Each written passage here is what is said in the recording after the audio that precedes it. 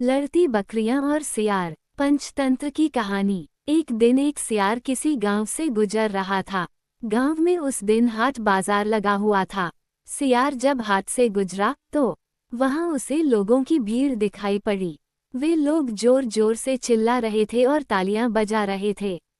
कौतूहलवश सियार उस भीड़ की ओर चल पड़ा और उनके बीच में से झांककर देखने लगा कि आखिर माजरा क्या है। उसने देखा कि वहां दो हट्ठी कट्ठी बकरियों के बीच लड़ाई हो रही है।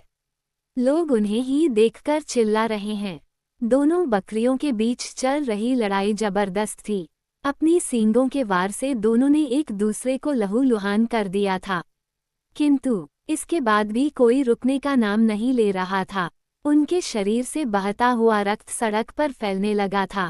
ताजे रक्त की महक जब सियार के नथुनों तक पहुंची तो उसकी लार टपकने लगी। वो खुद को रोक नहीं पाया और रक्त को चाटने लगा। रक्त को चाटते चाटते वह बकरियों के नजदीक पहुंच गया।